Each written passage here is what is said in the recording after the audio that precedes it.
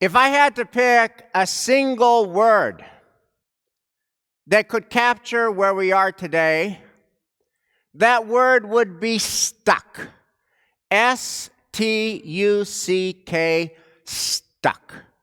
We are stuck in the middle of an endless New England winter. We've been through the cold and the snow of December. We've been through the cold and the snow of January. We're stuck in the middle of the cold and the snow of February, including this past week's storm and snow and ice. In previous years, we might have gotten away. We might have decamped to some warmer climate for a little bit of sun, go to Florida, go somewhere, get out of the cold and into the sun, but not this year. We are just stuck in the cold. And of course, you don't need me to tell you, we're all stuck in COVID.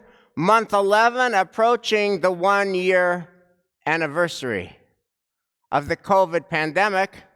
And it is true that vaccines have started, and it is true that some people are actually getting vaccinated, and it is true that the rollout is slow. And it is true that our wonderful health experts that guide our shul have given us basically the following advice: be patient. How long is this going to stay? Longer than any of us wants it to stay. And in the meantime, we're stuck not being able to do what we want to do and not being able to go where we want to go. Tomorrow night's Super Bowl is not like any other Super Bowl, home alone. And what happens when we're stuck? When we're stuck in the cold? What happens when we're stuck in the COVID? Is that has an impact on our interior life. It has an impact on how we feel when we wake up in the morning. It has an impact on our morale. And we tend to be grumbly. We have the grumblies. Oh, another day it's cold. Grumble, grumble. Oh, another day of COVID and not going anywhere. We're stuck at home. Stuck. Grumble, grumble.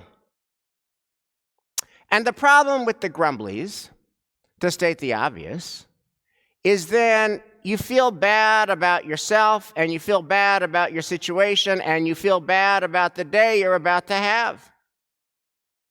And the question is there some way that we can live in our present circumstances, stuck in cold and stuck in COVID, and emerge from our grumblies so that we're charged, juiced, jazzed, inspired to live a day of purpose and of meaning and of impact, and despite it all, lamrot hakol, even joy. And the answer is found in our Torah reading this morning, not surprisingly. Exodus 18, Parshat Yitro. Now, I must confess, I had never seen this before, but I was talking to Michelle and Eliza about Yitro. And Michelle made an observation that once she said it is obviously true, even though I had never seen it before. Yitro has the grumblies. He has to have the grumblies. Just channel Yitro's voice. My daughter Tzipporah married a husband, but what she got was an absentee husband. He's there, she's here.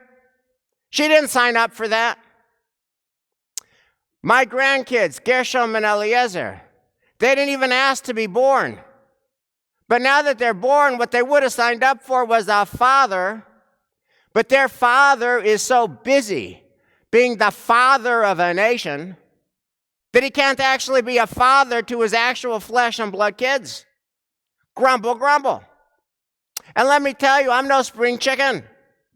And I'm sitting here running around after these boys, Gershom and Eliezer. I'm too old for this. Grumble, grumble.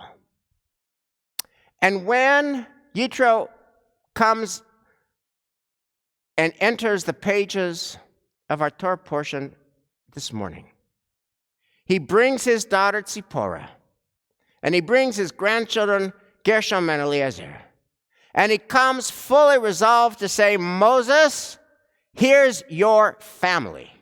Here's the woman you married. Here's the kids you brought into the world. Moses, why don't you take your family back? Grumble, grumble.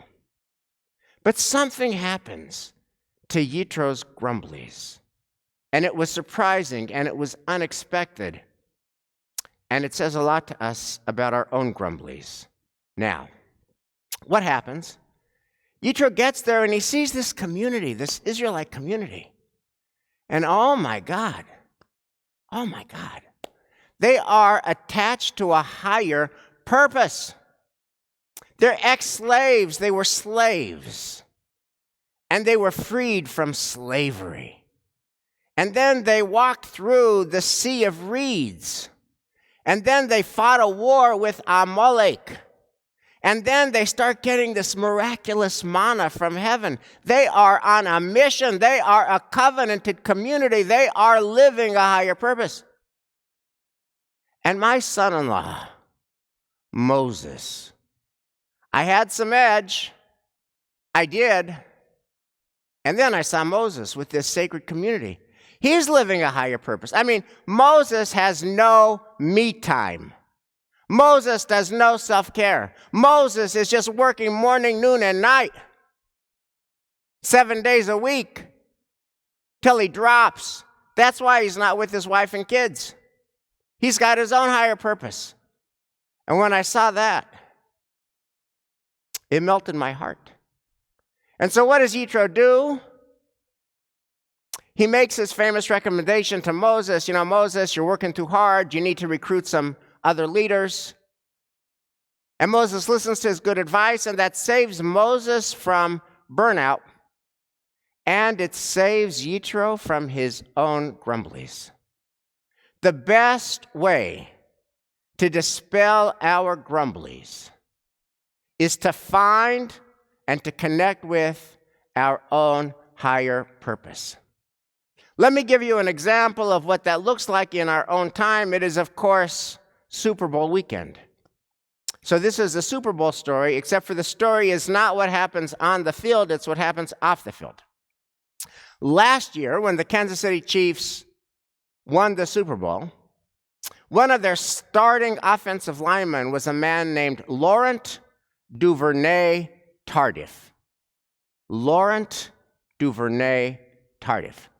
And he stands 6'5", and he weighs 322 pounds. And his day job was to protect Patrick Mahomes, Kansas City's electric quarterback, which he did very well. And he was rewarded with a multi-year contract for many, many millions of dollars. But Laurent Duvernay-Tardif has another side to him. Somehow, some way, during his 4 years of pro football, he also went to medical school. And he also finished his degree at McGill University, and he's a legitimate MD. So this past summer, in July, Laurent Duvernay-Tardif had the following dilemma. Do I play football, or should I work as a doctor in the hospital? Now, football is very compelling. If he signed up for another year of football, that's a lot of money, millions of dollars. He's in his prime. When you're in your prime, you can't get that back. A lot of glory, a lot of headlines, a lot of glamour. By the way, one of the best teams in the history of football, this offense they've got. And he says, I love football. But this is a desperate time. And there's great darkness. And there will always be another football season. But I need to find a higher purpose. And so in the prime of his career, he says no to his red Kansas City Chiefs football uniform.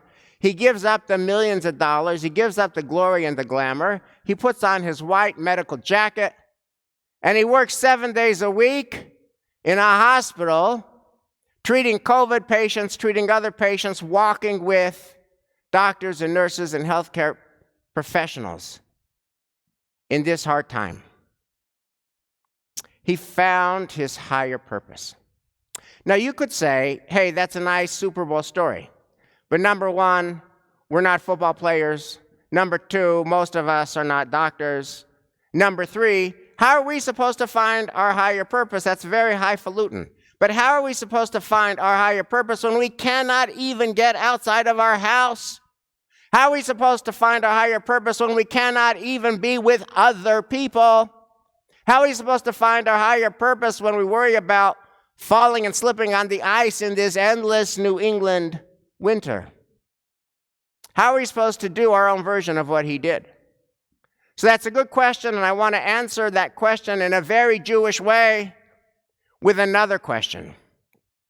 Here's the other question. What is the connection between the Super Bowl and tefillin, the phylacteries that we wear in the morning before Shachrit? Because the conservative movement and Temple Emmanuel for years have always connected the two. The worldwide wrap, tefillin, always happens the weekend of the Super Bowl. What's the connection? And the answer is both tefillin and the Super Bowl they're about getting our head, our heart, and our hand, getting our head, our mental energy, our heart, our emotional energy, and our hand, our physical strength, getting them to be mobilized and to work in concert to do a higher purpose. So you can't get to the Super Bowl in the uber competitive parity league of the NFL unless all your players have their head, heart, and hand inspired to work together. And so too, tefillin is about mobilizing our head, our heart, our hand to do the higher purpose of doing God's work in the world. I want to bring this down to earth. I want to give you two concrete examples of what you can do in your home that is a higher purpose. And you can do it like starting tomorrow. Here's the first thing. The first thing you can do is to call people who are suffering from aloneness and loneliness. You know that there was a pandemic of loneliness before the pandemic of the coronavirus. And the pandemic of loneliness married to the coronavirus pandemic has just made an excruciating amount of loneliness, aloneness, feeling forgotten, feeling bereft, feeling forlorn, feeling despairing, like, does anybody care about me? There's so much of that. Now, we've been trying to call the many people in our community who feel not seen and not heard. But we don't have enough people. We need another 200 people. 200 people to call. And let me tell you something right now. It's really hard. It's not just like picking up a phone and calling. No. If you're going to do this, it's your head, it's your heart, it's your hand, it's all of you. It's hard, it's awkward, it's messy. What if you don't know them? What if you kind of know them? They're kind of a shul friend that you used to see in Kiddush a year ago. And you're going to call them now out of the blue, and you know they're alone and feeling neglected, and you're going to have a conversation with them. That is not easy. But if you can mobilize your head and your heart and your hand, oh my God, what a blessing. That's a higher purpose. And here's a second higher purpose you can do from your home. There are families in our community who, for various reasons of adversity, they could actually use a home-cooked meal. They could use fellow members in our community cooking up a casserole and a bowl of soup and a salad and delivering it to their home consistent with our COVID safety protocols. And that's also not easy. Like, to figure this out and to get the food and to get the ingredients and to conceive the menus and then to cook it and then to load it in your car and to do it all safely and then to deliver it, that's not easy. That takes your head and your heart and your hand. But I'll tell you this, if you do it, that's a higher purpose. And you'll make the day for some other family. And here's what else is going to happen. If you make those calls, and if you make and deliver those casseroles, I can promise you something's going to happen. Your grumblies are going to go away. That happened for Yitro. It will happen for us. Which brings me back to Laurent Duvernay-Tardif.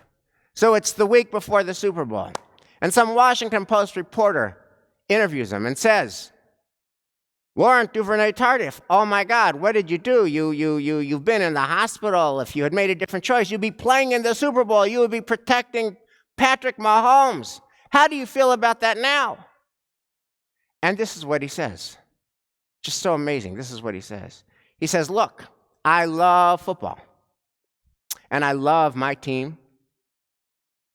And I love the thrill of athletic competition. And I loved being in the Super Bowl last year.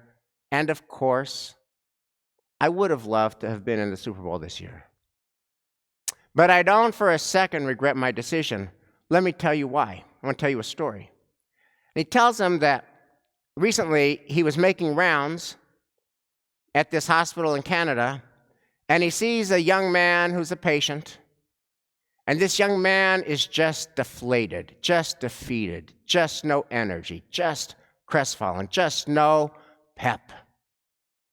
And Laurent Duvernay-Tardif sees him and says, hey, what's going on? And this man did not actually have COVID. He had been in a bad accident, and he was in the hospital for many weeks recovering from his accident, but because of COVID, he couldn't have any visits from any family members. And this man says, here I am, stuck in the hospital. And I'm stuck in the hospital without any family. I haven't seen any family for a really long time. And Laurent Duvernay-Tardif, who is 6'5", 322 pounds, this gentle giant, sits on the edge of his bed and says to him, who would you like most to see right now? The patient says, my wife. Laurent Duvernay-Tardif whips out his cell phone and says, what's her number? And FaceTimes this gentleman's wife in real time. And he said, he started to cry. And she started to cry. And he ends the interview with the Washington Post saying, I started to cry. What else could I do? What else can we do? So much. Let's dispel our grumblies. Let's connect our higher purpose. And when you do, bring your head, bring your heart, bring your hand, bring all of you, because you're going to need it. And the world does too. Shabbat Shalom.